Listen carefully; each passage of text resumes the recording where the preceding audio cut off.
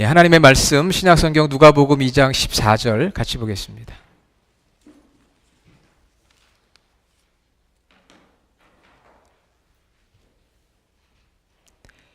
(89페이지) 누가복음 2장 14절 한 절 말씀, 저와 여러분이 한 마음으로 크게 읽도록 하겠습니다.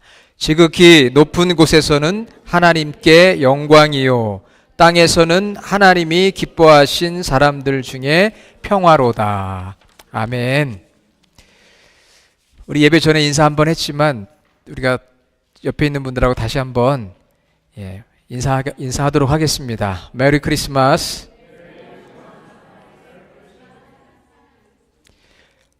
이 메리 크리스마스 인사는 많이 해야 될 것 같아요. 그 이유는 해피 할러데이라는 우리 인사를 많이 하잖아요. 그러다 보니까 우리 그리스도인들도 해피 할러데이, 이게 더 이제 자연스러워졌어요. 그래서 메리 크리스마스 인사를 하려면 괜히 쭈뼛거리고 그렇습니다.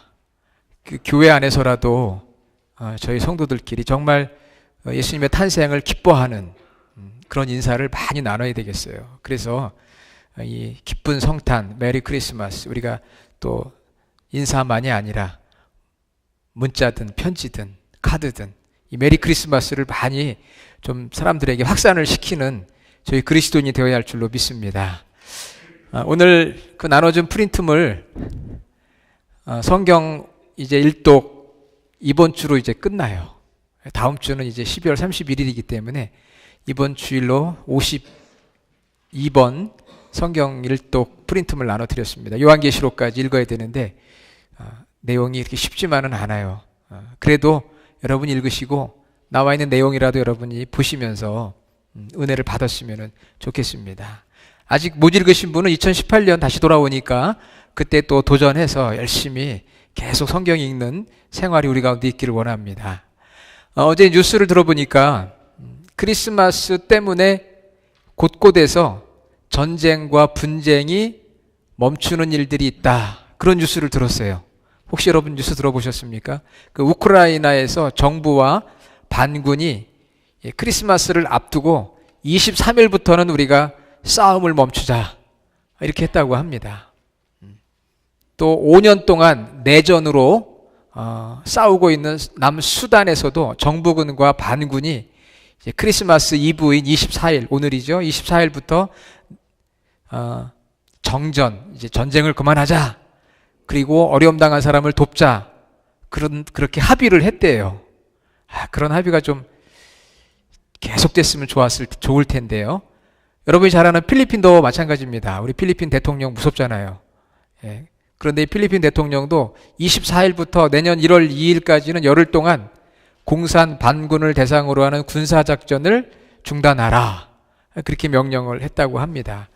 다 그 이유는 뭐냐면은요, 예수님께서 이 땅에 오신 이 성탄, 이 크리스마스가 인정을 하든 인정을 안 하든 특별한 날임에 분명합니다. 그래서 정말 이날만큼은 우리가 싸우지 말자, 그렇게 이야기하는 거죠. 정말 예수님이 역사의 주인공 아니세요? BC와 AD, Before Christ, Anno Domini, 예수님을 중심으로 예수님 이전의 역사와 예수님 이후의 역사가 나누어지잖아요. 2000년 동안 이 세상을 가장 많이 변화시킨 인물은 바로 예수 그리스도 아닙니까? 그래서 이날만큼은 우리가 서로 싸우지 말자. 전쟁도, 나와 생각이 달라도 그렇습니다. 그런데 이런 싸우지 않는 그런 평화가 사실은 예수님이 태어나신 그 베들레헴 이스라엘에도 임해야 되고요, 또 우리의 조국 대한민국에도 임하여야 될 줄로 믿습니다. 오늘 이런 특별한 날을 맞이해서 여러분들도 오늘 그리고 올 연말에 절대 부부싸움을 하지 마시기를 바랍니다. 부부싸움 하려고 할 때 예수님 오신 성탄의 절기인데 우리가 싸우지 말아야지, 평화롭게 지내야지. 아멘입니까? 네. 안 하시는 분도 계시는 것 같아요. 크리스마스 때 평화를 이루자는 거죠. 부부싸움도 멈추고 또 성도들 간의 어떤 갈등과 불화, 이런 것도 좀 멈추고 그랬으면 좋겠어요. 자, 오늘 본문 2장 14절을 읽었는데 본문 말씀 2장 7절에 보니까 첫 아들을 낳아 강보로 싸서 구유에 뉘었으니 이는 여관에 있을 곳이 없음이더라. 예수님의 탄생에 대해서는 여러분 너무 많이 들었잖아요. 누가복음, 마태복음에 예수님의 탄생의 이야기가 나오는데 오늘 말씀 7절에 보니까 첫 아들을 낳아 강보로 싸서 구유에 뉘었으니 이는 여관에 있을 곳이 없음이더라. 이 말씀 아주 쉽게 말하면은요, 우리 예전 한국에 포대기라는 게 있었죠. 예, 우리 여기 아기를 뒤에다 이렇게 엎는 포대기가 있습니다. 거기에 이렇게 아이를 쌓아가지고 눕힐 데가 없는 거예요. 그러니까 동물들이 먹는 밥통에다가, 예, 그 빈 밥통이지만 거기에 이렇게 아이를 누울 수 있도록 모양이 되어 있잖아요. 그러니까 포대기에 이 아기를 감싸가지고 동물들이 먹는 여물통, 밥통에다가 예수님을 눕혔다는 거예요. 다른 데 눕힐 데가 없어서, 다른 데 들어갈 데가 없어서. 하나님의 아들이라면 적어도 어디에서 태어나야 되겠어요? 기본 상식적으로 생각해 보면 하나님의 아들 정도면은 멋진 궁전에서 태어나고 그 아들이 태어날 때 최고의 의사진들이 아이를 받을 준비를 하고 이후에 모든 것을 아이를 위해서 준비해 놓지 않겠어요? 그런데 예수님이 태어날 때는 그런 게 다 없었어요. 정말 아무것도 없습니다. 구유에, 여물통에, 포대기에 쌓인 아이가 누워있는 그런 상황. 아마도 엄마에게서 아들에게서 이보다 비참하고 불행한 순간이 어디에 있겠습니까? 여행 중에 태어났잖아요. 그런데 놀라운 것은 우리가 눈으로 볼 때는 그렇지만요, 하나님께서 그 아들 예수님의 태어남을 위해서 천사들을 예비하셨어요. 천사들을. 사람들은 몰랐습니다. 그러나 천사들을 예비했다는 것을 말씀을 통해 보면 알 수가 있습니다. 9절에, 2장 9절에 주의 사자가 곁에 서고, 그리고 10절에 천사가 이르되, 13절 호련히 수많은 천군이 그 천사들과 함께 하나님을 찬송했다. 예수님이 태어난 곳 장소를 보면은 별 볼 일 없는데요, 하나님께서 이 아들 예수님을 위해서 천사들을 준비해서 하나님을 찬양하게 하고 목자들에게 태어난 소식을 전하게 했다고 하는 것이죠. 그러면서 천사들이 무엇이라고 찬송을 했느냐? 오늘 우리가 읽었던 말씀이죠. 지극히 높은 곳에서는 하나님께 영광이요, 땅에서는 하나님이 기뻐하신 사람들 중에 평화로다. 아마 여러분 천사들의 모습을 봤으면, 비록 아기는 낮은 곳에서 태어났지만 그 자리에 천사들이 와서 이렇게 찬양하는 모습을 보면은, 야, 이 아기는 보통 아기가 아니구나 하는 것을 아마 알 수 있었을 거예요. 자, 천사들이 예수님의 탄생을 이렇게 찬송합니다. 천사들의 이 메시지 가운데 성탄의 의미가 담겨져 있어요. 그 성탄의 의미는 한번 따라해 봅시다. 영광과 평화. 예. Glory and peace. 이 성탄의 의미예요. 여러분, 우리가 그리스도인들인데 누가 여러분에게 성탄이 뭡니까? 이렇게 물어보면, 예수님이 태어난 날이죠. 예수님이 태어난 게 성탄이죠. 그러면 예수님이 태어났다고 하는 것이 어떤 의미가 있는 것입니까? 라고 물었을 때 우리 주님의 교회 성도들은 다 대답을 할 수 있으리라 믿어요. 우리 죄를 담당하시기 위해 십자가에 죽으시기 위해서 인간의 몸으로 오신 날이 바로 성탄입니다. 할렐루야. 우리가 그 정도는 얘기할 수 있겠죠? 누가 물어봐도 오늘 예수님이 탄생한 날인데 그건 다 알아요. 그런데 그 미닝이, 의미가 뭐냐고 할 때 우리의 죄를 대속하기 위해 죄 없으신 하나님이 인간의 몸을 입으시고 희생 제물이 되기 위해 이 땅에 오신 날, 하나님의 구원의 역사가 시작된 날, 우리가 이렇게 말할 수 있죠. 그런데 이걸 조금 더 깊이 있게 천사들이 뭐라고 표현했느냐면은 영광과 평화다. 영광과 평화. Glory and peace. 그래서 이 그리스도인들에게는 쓰여지는 단어들이 있어요. 어떤 단어들이 많이 쓰이느냐 하면은 이 영광. 그래서 교회 이름도 영광이 있고요, 사람 이름도 영광이 있어요. 뭐 은혜, 그레이스. 여자 이름들 중에 그레이스 얼마나 많습니까? 뭐 평화, 피스. 피스라는 이름은 잘 쓰지는 않지만 평화, 교회 이름이 참 많아요. 쓰여지는 단어가 있는데 예수님의 탄생이 우리에게 주는 가장 큰 두 가지 의미는 바로 영광과 평화예요. 다시 말하면 하나님께는 영광이 되고 사람들에게는 평화가 되었다. 여러분이 두 가지를 꼭 잊지 마시기를 바랍니다. 하나님께는 뭐가 됐다고요? 하나님께는 영광. 오늘 성경에 Glory to God. 하나님께는 영광이 됐고요, 그 다음에 사람들에게는 평화다. peace to man. 사람들에게는 평화. 이게 성탄의 의미예요. 하나님께는 영광, 사람들에게는 평화. 자, 그러면은 하나님께 영광이 됐다는 게 뭘까요? 이 영광이라는 단어는 늘 어려운 단어예요. 설명하기가 참 어려워요. 그래서 제가 여러 번 말씀을 드리긴 했는데, 영광이란 뭐냐 하면은 하나님의 그 성품과 하나님의 사역이 이렇게 드러나는 것이 영광이에요. 그러면 예수님께서 이 땅에 오시면서 어떤 하나님의 성품이 드러났느냐, 어떤 사역이 드러났느냐. 자, 사역은 우리를 구원하시는 하나님의 구원의 사역이 시작이 된 거예요. 그러면 어떤 성품이 드러났느냐 하면은요, 따라해 봅시다. 사랑과 공의. 예, 좀 큰 소리로 따라해 주세요. 사랑과 공의. 예, 예수님이 오시면서 하나님의 두 가지 성품이 이렇게 드러났어요. 하나님의 사랑과 공의의 성품, love and justice. 왜냐하면은요, 우리 인간이 범죄함으로 하나님의 진노를 받아 심판받을 수밖에 없게 되었습니다. 이것은 하나님의 공의로운 성품 때문에 그래요. 하나님은 공의로우시기 때문에 죄악된 자를 심판하셔야 되고 하실 수밖에 없어요. 그런데 또 한편으로 하나님은 사랑의 하나님이세요. 그 죄악 가운데 죽어가는 사람을 보면서 불쌍히 여기는 마음이 있어요. 이 두 가지 마음이 있습니다. 그래서 이것을 신학적으로 하나님의 딜레마라고 그래요. 우리도 어떤 선택을 해야 될지 모를 때가 있잖아요. 사랑만 가지고도 안 되는 거고요, 공의만 가지고도 안 돼요. 이 두 가지가 같이 100% 어우러져야 되는데 그게 너무 어려운 거예요. 저는 목회를 하면서 제가 부족한 게 좀 공의가 부족한 것 같아요. 어떤 때는 사랑하려고 노력하는데 어떤 때는 공의롭게 판단하고 또 그걸 바로잡으려고 하는 그런 것이 좀 부족할 때가 있어요. 이 두 가지가 같이 가야 되는데 하나님은 이 두 가지를 어떻게 범죄하는 인간을 향해 심판을 하셔야 됨에도 불구하고 또 동시에 사랑을 하니 이 문제를 어떻게 해결해야 되겠어요? 그래서 하나님께서 해결하신 방법이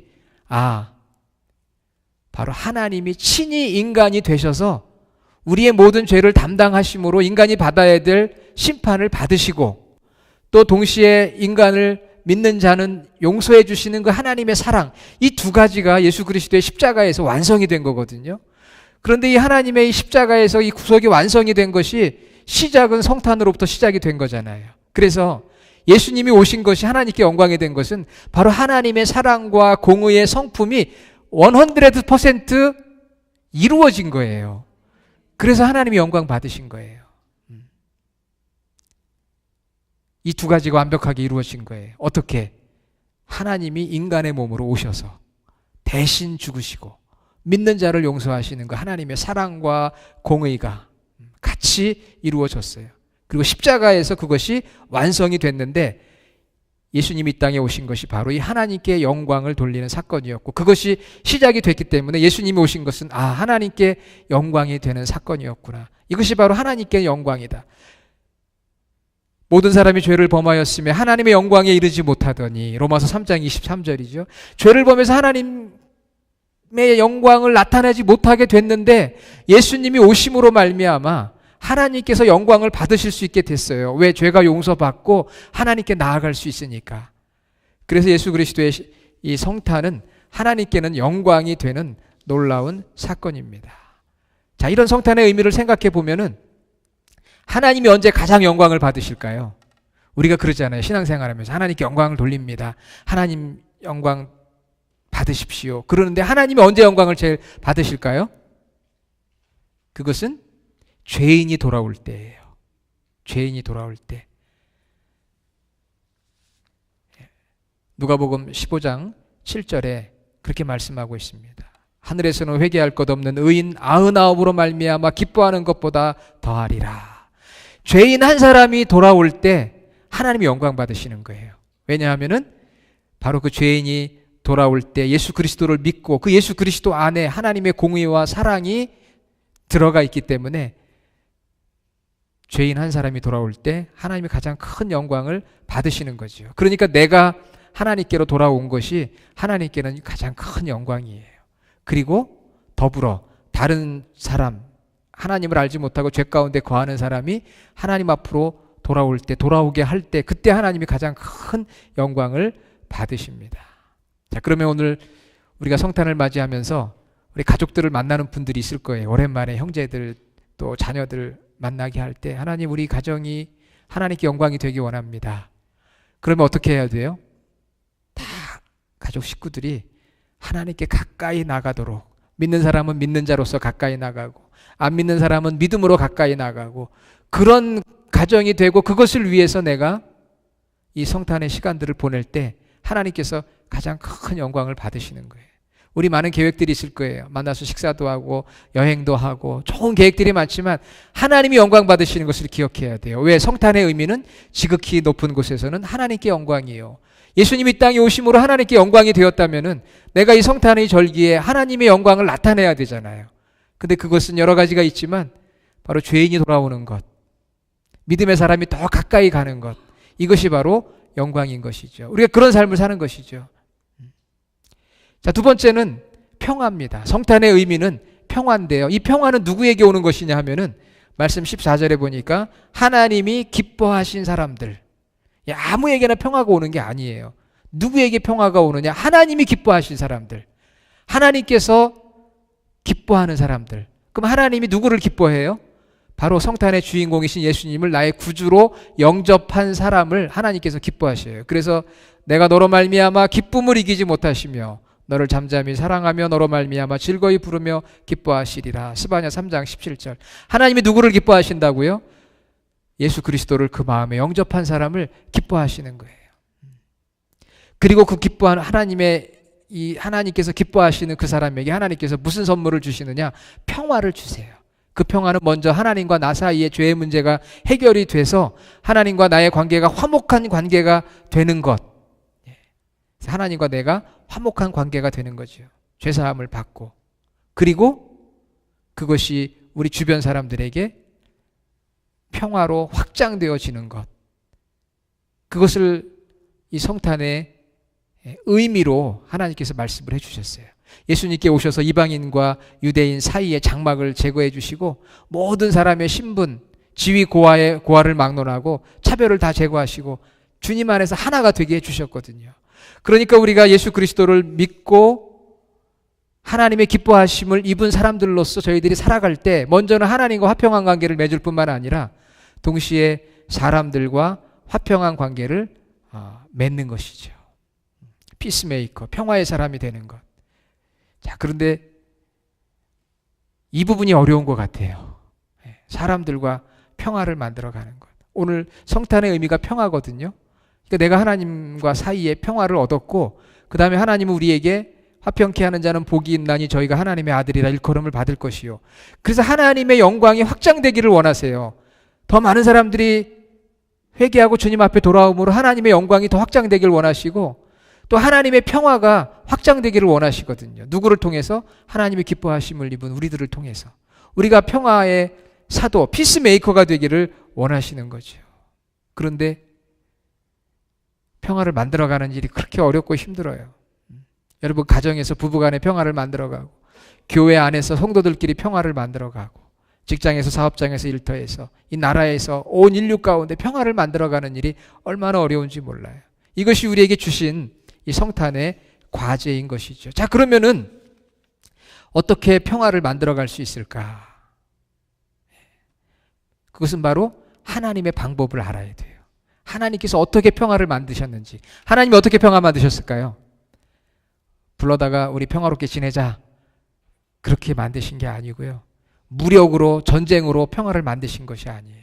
하나님께서 평화를 만드신 방법은 용서함으로 평화를 만드셨어요. 죄 가운데 있는 인류를 하나님께서 용서하심으로 평화를 만드셨다는 거예요. 이게 하나님의 놀라운 비밀입니다. 평화는 어디서 오느냐? 용서에서 온다는 거죠. 용서를 구하고 용서를 하는 데에서 평화가 옵니다. 하나님께서 죄인된 우리를 용서하시기 위해 예수님을 보내주시고 어떤 큰 죄악이라도 예수님의 보혈의 피로 용서하셨잖아요. 그래서 하나님과 우리 사이가 평화롭게 되었거든요. 용서에서 온다. 그런데 우리가 용서를 말하면은 우리는 남을 용서해야지 하는 생각만 해요. 그런데 그게 아니고요. 용서를 구하는 일이 중요합니다. 나를 용서해 주세요. 아, 내가 잘못한 거 없는데 내가 무슨 용서를 구해? 우리 그렇게 생각하죠. 그러나 여러분 한번 생각해 보세요. 예수님의 보혈의 피로 씻지 못할 죄인이 없습니다. 아무리 큰 죄를 지도 저도 예수님의 보혈의 피로 다 씻을 수가 있어요. 그러나 동시에 예수님의 피가 필요 없을 만큼 깨끗하고 안전한 사람도 없습니다. 그러니까 우리는 늘 남을 용서해야 된다는 걸 생각하지만 사실 생각해 보면 내가 용서를 구하여야 될 부분도 있어요. 그러니까 용서를 구하고 용서를 하는 것, 이것이 바로 평화를 만드는 방법이다.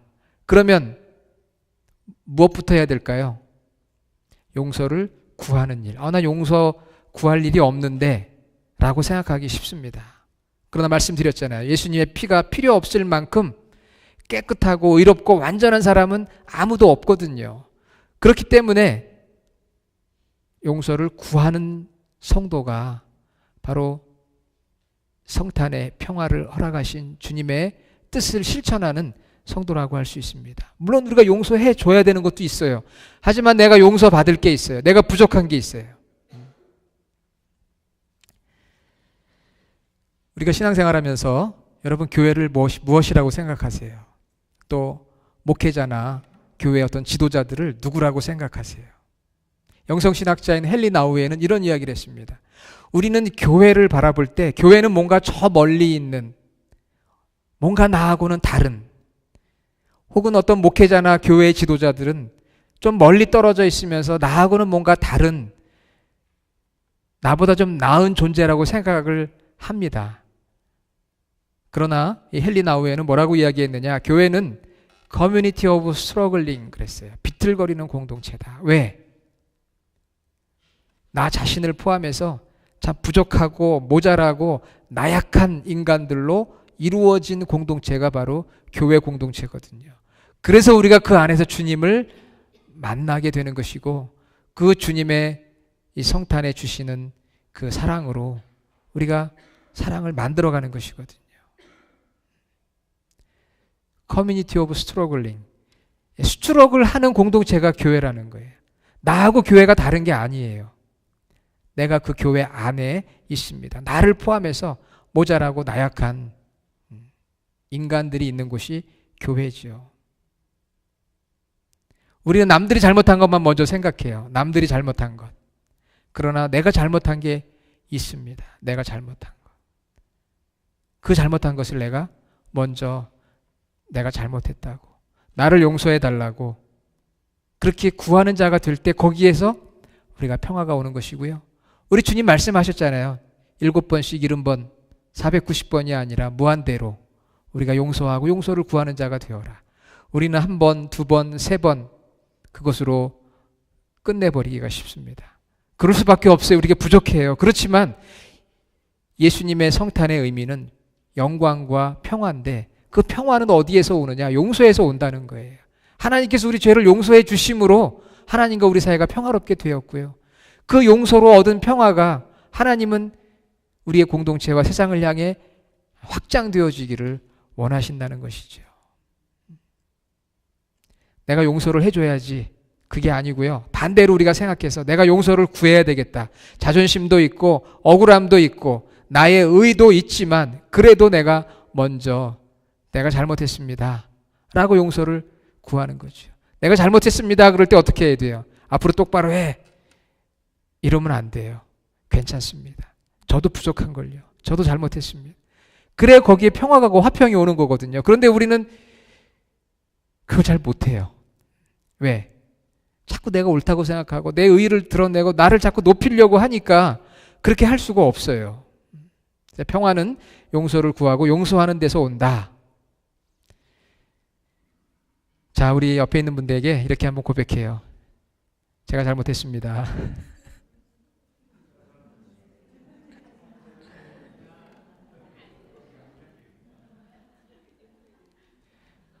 어떤 분은 그래요. 제가 잘못했습니다. 그러면은 구체적으로 뭘 잘못했는지 얘기해 보라고.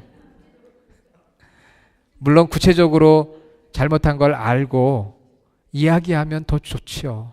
그러나 그렇지 않더라도 내가 미안합니다. 내가 잘못했습니다. 그러면 괜찮아요. 나도 부족한 걸요. 나도 잘못했어요. 그러면서 화평이 이루어지는 거거든요. 평화가 이루어지는 거예요. 성탄의 의미는 하나님께는 영광이에요. 하나님의 공의와 사랑의 성품이 만족하게 돼서 그 하나님의 구원의 계획이 시작됐기 때문에 하나님은 예수님의 탄생을 통해서 가장 큰 만족을 느끼고 영광을 느끼는 것이고요. 그 예수님을 받아들이는 하나님의 기뻐하심을 입은 자들에게 하나님이 주시는 것은 평화예요. 하나님과 관계가 회복이 되니까 마음에 평안이 옵니다. 평화가 와요. 우리 삶에 고통과 염려가 없어서가 아니라 있지만 그래도 예수님이 나와 함께 하시기 때문에 임마누엘 예수님 때문에 주님의 함께 하심을 믿기 때문에 평안을 누리는 거예요. 어려움이 없어서가 아닙니다. 고통이 없어서가 아니고 힘든 일이 없어서가 아니라 주님이 나와 함께 하시니까 그래도 내 마음이 평안합니다. 평안을 누리는 거죠. 사랑하는 여러분, 우리 2017년 성탄을 맞이하는데요. 뭐 성탄에 거대하고 뭐 위대한 뭘 안 해도 좋아요. 우리가 여기서 뭐 발표회를 안 해도 좋고 뭐 많은 프로그램을 안 해도 좋아요. 중요한 건 뭐냐? 오늘 천사들의 이 찬양, 하나님께는 영광, 우리에게는 평화. 이 성탄의 의미가 이루어지는 삶이 되어야 되잖아요.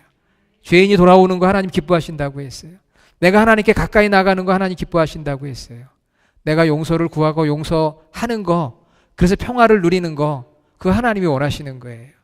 이 성탄의 절기에 여러분의 가정에 또 우리 교회에 또 여러분의 인간관계 속에 이런 영광과 평화의 깊은 하나님의 사랑이 임할 수 있기를 주님의 이름으로 축원합니다. 기도하겠습니다. 하나님 아버지 감사합니다. 2017년 성탄을 맞이하면서 하나님께는 영광, 하나님의 기뻐하심을 입은 자들에게는 평화라는 이 말씀을 저희가 기억해 봅니다. 저희가 주님 앞으로 돌아와서 하나님 영광 받으시고 더 많은 사람들이 주님 앞에 돌아와 하나님 영광 받는 놀라운 역사가 있게 하여 주시옵소서.